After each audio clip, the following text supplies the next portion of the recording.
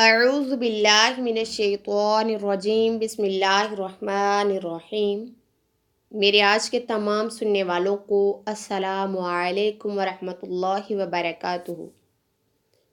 میری آج کی گفتگو کا موضوع ہے خواتین کا غیر محرم مردوں سے کھرے لہجے میں بات کرنا، خوشبو لگا کر گھومنا پھرنا اور باریک لباس پہننا کہ جس سے بدن ظاہر ہو۔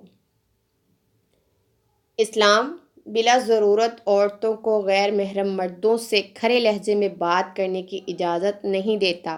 ہاں، اگر کوئی اشد ضرورت درپیش آئے تو پردے کے پیچھے سے بات کرنے کی اجازت دیتا ہے، لیکن اس ہدایات کے ساتھ کہ غیر محرم سے گفتگو کرتے وقت عورت کے لہجے میں کوئی نرمی نہ ہو۔ اس کا نتیجہ یہ نکلے کہ کوئی ہوس کا مارا غلط امید لگا لے، بلکہ سیدھے سادے انداز میں مطلب کی کھری مختصر سی بات کی جائے۔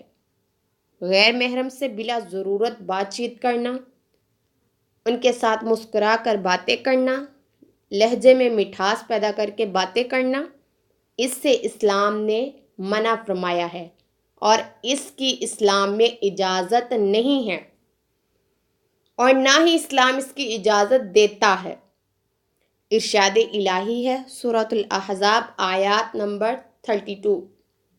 ترجمہ: اگر تم برائی سے بچنا چاہتی ہو تو غیر مردوں سے دبی زبان سے بات نہ کیا کرو کہ کوئی دل کا بیمار تم سے آس لگا بیٹھے، بلکہ صاف سیدھی اور کھری بات کہو۔ ایک اور جگہ ارشاد ہے، آیات نمبر 31 سورۃ النور۔ ترجمہ: اور اپنے پاؤں زمین پر اس طرح مارتی ہوئی نہ چلو کہ ان کی چھپی ہوئی زینت زیوروں کی چھنکار کی وجہ سے لوگوں کو معلوم ہو جائے۔ ابن کثیر جلد نمبر 100 میں ایک حدیث ہے، ہر آنکھ زانیہ ہے اور جو عورت خوشبو لگا کر مجلس پر سے گزرتی ہے وہ بھی زانیہ ہے۔ اسلام عورت کو خوشبو، عطر اور سینٹ لگا کر گھر سے باہر گھومنے پھرنے کی اجازت نہیں دیتا، لیکن افسوس در افسوس کہ اسلام کے معاشرے میں رہتے ہوئے عورت آج گھر سے خوشبو لگائے بغیر نکلتی ہی نہیں ہے۔ در حقیقت عورتوں کو چاہیے کہ گھر سے باہر نکلتے وقت کوئی ایسی خوشبو نہ لگائے جس کی خوشبو دوسرے غیر محرم محسوس کریں۔ عورتوں کو مسجد میں عبادت کے لیے جانے کی اجازت ہے، مگر خوشبو مل کر جانے کی اجازت نہیں دیتا، مگر ہدایت ہے کہ کپڑوں میں چمک دمک بھی نہ ہو، بلکہ عورتیں معمولی عام استعمال کے کپڑوں میں مسجد میں آیا کریں تاکہ دوسروں کے لیے جاذب نظر نہ ہوں۔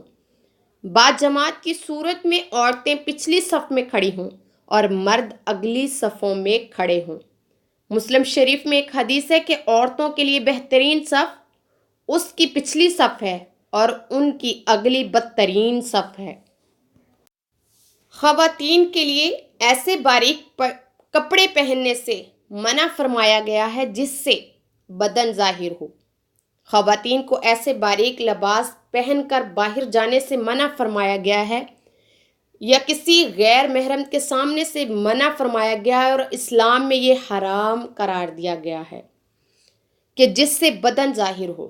ایک مرتبہ حضرت اسماء رضی اللہ تعالی عنہ باریک کپڑا پہن کر نبی کریم صلی اللہ علیہ وآلہ وسلم کی خدمت میں حاضر ہوئیں تو آپ صلی اللہ علیہ وآلہ وسلم نے اپنا چہرہ مبارک دوسری طرف پھیر لیا اور فرمایا، جب لڑکی بالغ ہو جائے تو اس کے بدن کا کوئی بھی حصہ دکھائی نہیں دینا چاہیے سوائے اس کے منہ اور ہتھیلیوں کے۔